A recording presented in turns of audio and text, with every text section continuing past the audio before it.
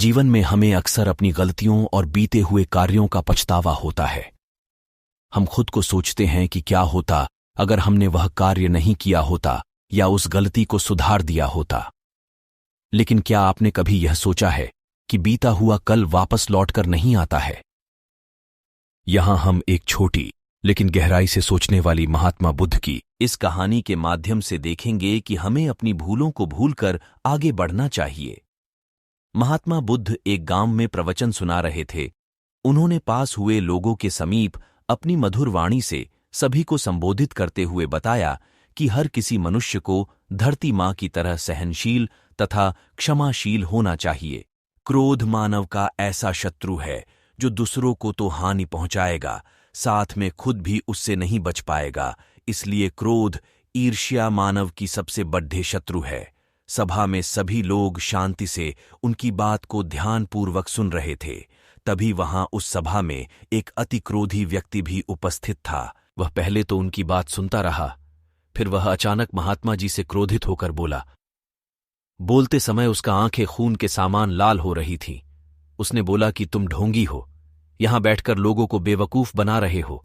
ये जो भी तुम कुछ कह रहे हो ना, इसको सचमुच करना बहुत मुश्किल है, समझे?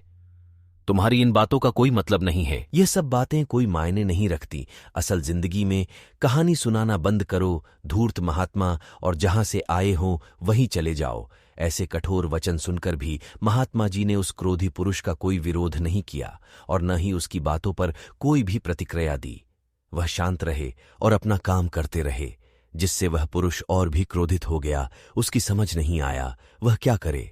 तब उस पुरुष ने महात्मा जी के मुंह पर थूक कर चला गया।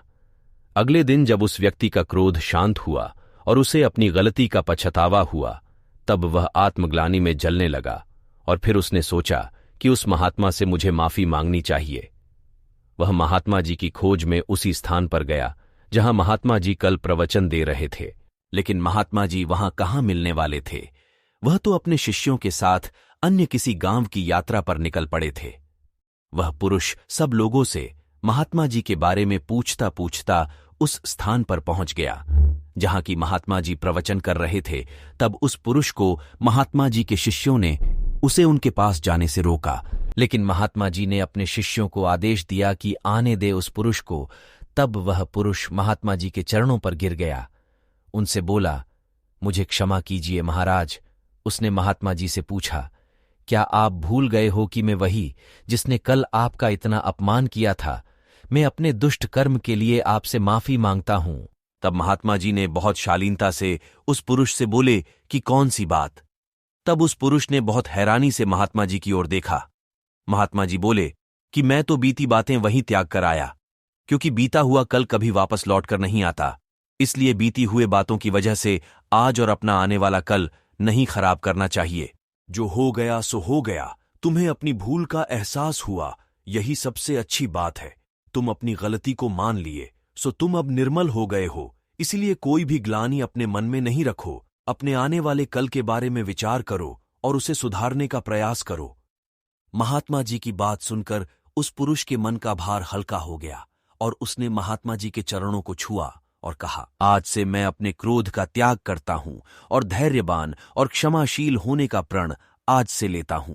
तो दोस्तों, हमें इस कहानी से यह प्रेरणा मिलती है कि यदि अपने बीते हुए कल की गलती को लेकर हमें वर्तमान में उसका पछतावा न कर, उस गलती को हमें अपने भविष्य में कभी नहीं करना चाहिए।